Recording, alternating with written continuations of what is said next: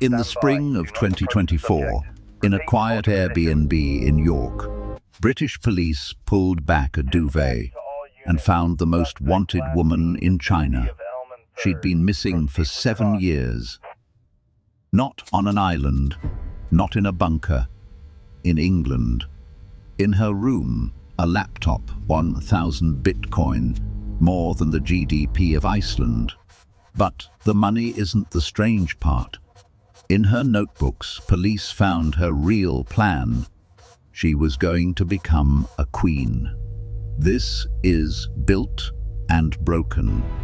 And this story begins in Beijing.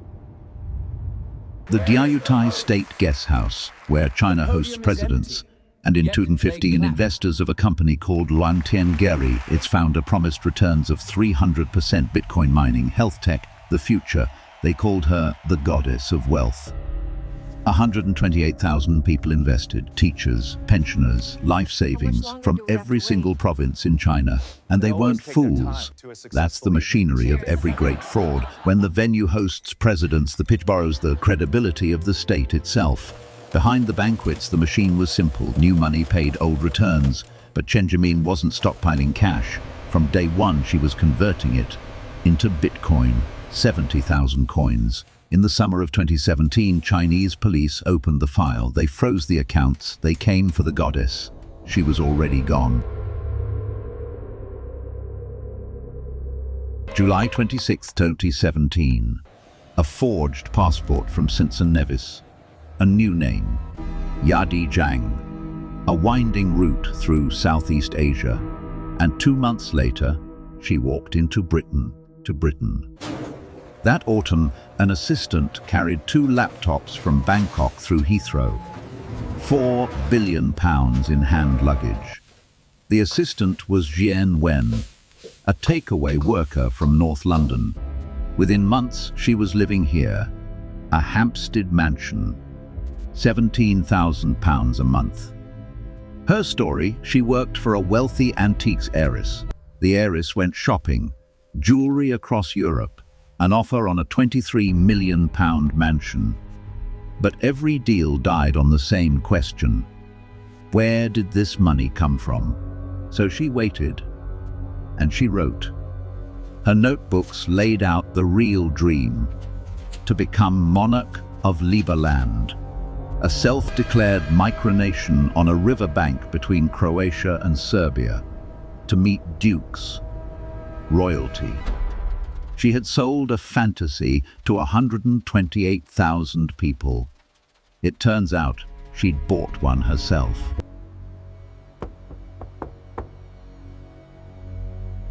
October 2018.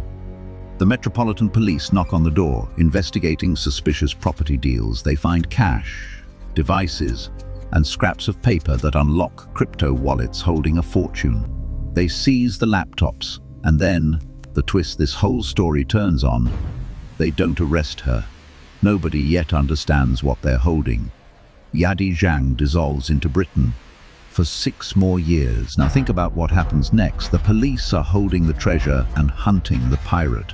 And the whole time, in an evidence locker, Bitcoin does the one thing she always promised it would. It goes up. Jian Wen, the takeaway worker, faces trial first. Convicted. Prison. The woman she worked for is still a ghost. Until 2024, when investigators spot movement in a linked wallet.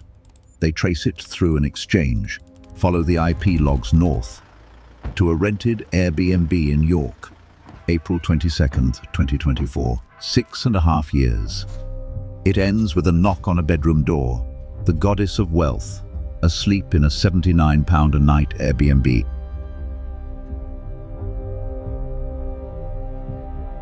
September 22-25, she pleads guilty at Southwark Crown Court. 11 years, 8 months.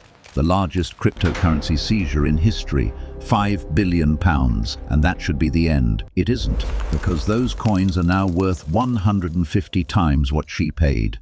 Read that again. The evidence out-earned the crime. So this month, in London's High Court, a question no court has ever faced at this scale: who gets the profit on a stolen fortune? Her victims are fighting for British law. Under it, they'd claim the coins themselves, growth and all. Under Chinese law, only their principal.